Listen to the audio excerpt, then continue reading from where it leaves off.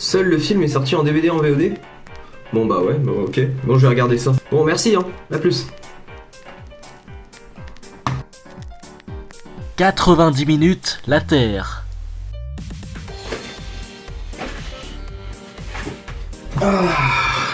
Ok. Ok. J'en étais où? Il faut que je... Parce que là... Bonjour et ou bonsoir à tous et à toutes. C'est Little, j'ai les cheveux blancs et aujourd'hui, dans Un jour un film, Seul, de David Moreau. Ce film a été adapté de la BD Seul de Gazzotti et Veldam. C'est un film français. C'est un film français qui n'a pas Christian Clavier au casting, qui n'a pas Cadmerade non plus, qui n'a pas Danny Boone, qui n'est pas raciste, qui n'est pas homophobe et qui n'est pas transphobe. On se dit, mais c'est cool ça. Et tu sais ce qui est encore plus cool? C'est que c'est un film d'action, science-fiction, thriller. Et des films comme ça, des films français comme ça, faut savoir les saisir. J'ai pas été déçu. Enfin si, un peu. Mais pourquoi? Il y a une phrase qui résume très bien ce film. Et Dieu sait que je déteste cette phrase. Je la déteste tellement, cette phrase.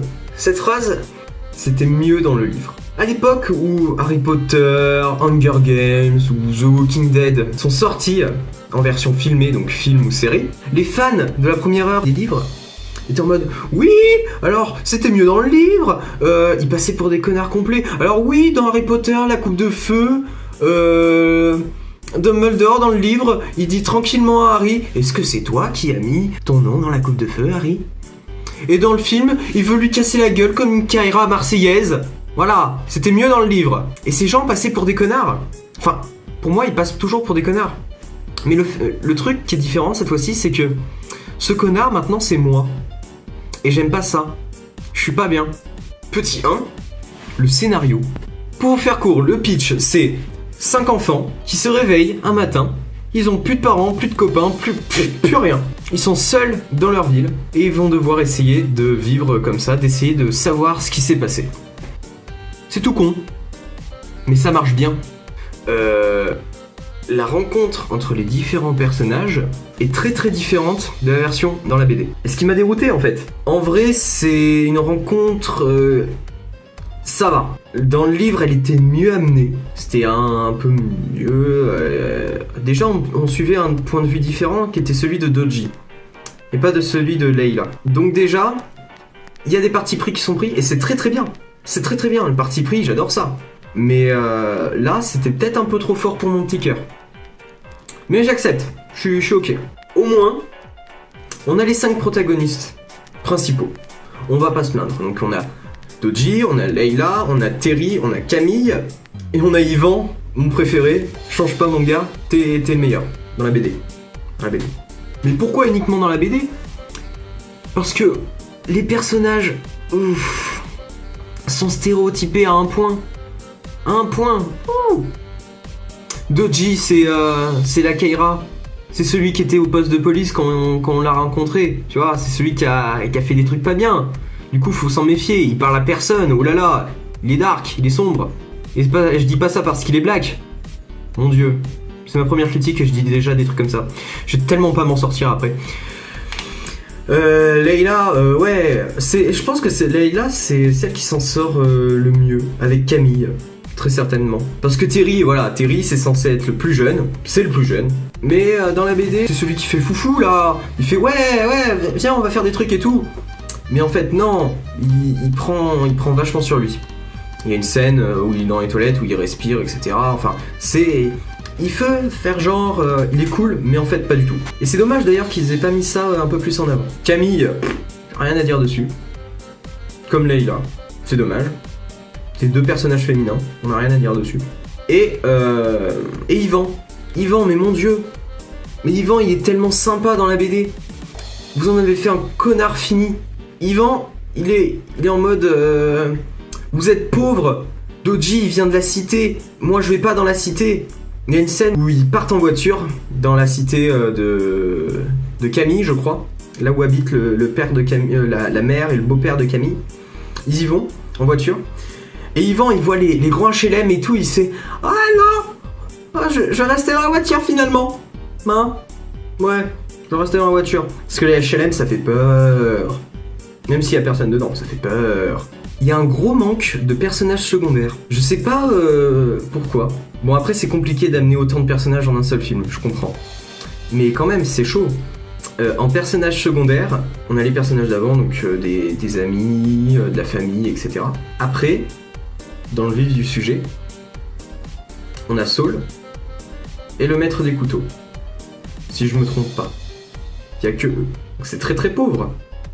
On va se pencher sur le cas des deux persos secondaires qui sont présents. Saul, putain, Saul, qu'est-ce que vous avez branlé? Il est où son clan? Il est où son parc d'attractions à lui tout seul? Il est où son putain de bassin avec son requin dedans? C'était grave cool. Pourquoi vous l'avez pas gardé? Pourquoi vous avez pas gardé Saul pour un truc, pour ce qu'il est dans la BD normalement, au lieu de le foutre en mode oui, donc alors je suis celui qui sait tout, nous sommes à cet endroit, je vais pas vous spoil, nous sommes ici parce que ça, et nous devons faire ça, parce que moi je sais tout, ah là là, je suis Saul, je suis le méchant. Alors que pas du tout, le mec, il est censé être aussi paumé qu'eux, essayer de survivre comme il faut. Deuxième personnage, le maître des couteaux. Il est badass dans la BD, il est badass dans le film, jusqu'à ce qu'on voie son vrai visage. Mais ce qui est dommage, c'est qu'il veut tout simplement tuer les protagonistes pour aucune raison. Il a pas... Non. On le fait passer juste pour un déficient mental qui se bat, enfin qui veut tuer pour tuer. Alors que dans la BD, il veut tuer, il a une bonne raison pour ça, il a un but, il a quelque chose. Je vais pas vous spoiler si vous voulez lire la BD, lisez-la, c'est très cool. Mais il a quelque chose. Il a quelque chose. Là, il a rien, c'est juste un déficient mental qui veut tuer. Voilà. La foutre. Alors si, il y a l'explication que c'est Saul qui le manipule, etc. Mais j'y crois bof. Ils auraient mieux fait d'amener le vrai but qui est dans la BD. Bref, pas grave. Ah, pour cette fois. L'impossibilité de quitter la ville. Alors oui, pour ce que vous voulez faire plus tard, pour la fin du film, etc. C'est cohérent. Mais la fin du film, c'est n'importe quoi. Donc techniquement, c'est n'importe quoi de ne pas pouvoir quitter la ville qui s'appelle Fortville dans la BD et dans le livre aussi. Ils ont au moins respecté ça. C'est la moindre des choses. Mais pourquoi ils ont fait ça? Alors je sais pas si c'est un message écolo contre la pollution, etc. Les déchets radioactifs, fermer les centrales nucléaires. Si, ça a l'air d'être ça. Moi j'y crois bof. Faut savoir que normalement quand ils quittent Fortville, c'est comme si tout avait cramé autour, quoi. Un dernier point, pourquoi il n'y a pas d'animaux? Dans le lit et dans la BD, ça pullule d'animaux. C'est cool, ça donne un peu de vie au moins. Là, on voit un chien. C'est tout. C'est dommage. Parce qu'en vrai, les effets spéciaux, ils sont pas à chier. Hein. Ils auraient pu bien pu caler un rhinocéros ou un truc comme ça dans la ville, hein, au moins. Mais tout n'est pas à jeter dans ce film, Jamy. Et oui, l'image est magnifique. Les lumières te donnent des ambiances comme ça. Vraiment. C'est très très fort. Ces effets qu'il y a notamment au tout début du film, quand Layla fait du karting, qu'on retrouve à la fin, un peu 5-10 minutes avant la fin, c'est très très cool aussi. Ce genre d'effet me fait très très plaisir avec le son qui va avec. J'étais conquis. Donc c'est très très cool comme choix artistique, comme photographie. Franchement, il y a presque rien à dire, à part que des fois, quand même, c'est beaucoup très sombre. C'est beaucoup très sombre, genre, tu comprends pas vraiment l'action. Même s'il n'y a pas d'action, genre un dialogue, t'auras du mal à voir où sont situés les personnages, etc. Je vais prendre un exemple tout con. Il y a une scène dans un bus avec Terry et Doji. Le bus est à l'arrêt, ils doivent dormir ou quelque chose comme ça. Il fait sombre et les deux personnages parlent, mais on a du mal à voir comment ils sont positionnés, déjà eux-mêmes, mais l'un par rapport à l'autre, parce qu'on voit jamais les deux personnages dans le même plan. Donc on a du mal à savoir, et du coup on cherche plus à savoir comment ils sont positionnés dans ce bus, plutôt que c'est intéressant ce qu'ils sont en train de dire. C'est du développement de personnages. Les plans larges sont magnifiques. On a vraiment cette impression de solitude, cette impression d'être observé, parce qu'il y a des drones qui tournent des fois de temps en temps, parce que Saul il fait n'importe quoi, bref. cette impression de solitude est très très bien retransmise par ces plans larges où la ville est complètement déserte. Je sais pas dans quelle ville ils ont tourné. Apparemment ils ont tourné dans plusieurs villes différentes pour avoir vraiment des endroits qu'ils veulent. Mais ils ont dû faire des périmètres, etc. où personne ne devait rentrer. Ça c'est cool. C'est un bon point du film. Putain, l'image est belle. L'image retranscrit ce qu'elle doit retranscrire. La musique, les sons d'ambiance font très très bien le taf. Grosse oppression. Ce jeu d'acteur est très très bof à des moments. Faut savoir que tous les acteurs sont des grands inconnus du bataillon. C'est du jeune acteur, c'est cool de les voir. C'est cool qu'ils fassent des films, parce que faut renouveler un peu ces acteurs français qu'on a. Wouh, Cadmerade, wouh, c'est génial, j'adore ça. Gérard Jugnot, ouais, c'est des très bons acteurs, je dis pas, hein, mais faut renouveler de temps en temps quand même les gars. Donc, c'est cool, on a des nouveaux. Ils ont encore du taf, on va pas se mentir. Mais, quitte à prendre des acteurs plus vieux que dans la BD originale, parce qu'il faut savoir que l'acteur de Saul, Thomas Doré, faut savoir qu'il a 20 ans. Saul est censé en avoir 13. Pareil pour l'acteur qui joue Terry. Terry, dans la BD, il a 7-8 ans grand max. Son acteur a 11 ans. Donc alors, quitte à prendre des acteurs plus vieux, parce que c'est plus facile à gérer, parce qu'en général, ils ont un peu plus de vécu, etc. Putain, prenez-en des bons. Je suis sûr qu'il y a des gamins de... 9 ans qui feraient mieux le taf. Je suis sûr qu'il y a des gamins de 13 ans qui feraient très très bien le taf aussi pour Saul. Mais je sais pas. Pour terminer, la BD est mieux. Voilà. Mais j'ai envie de te dire, on va croire au jeune cinéma.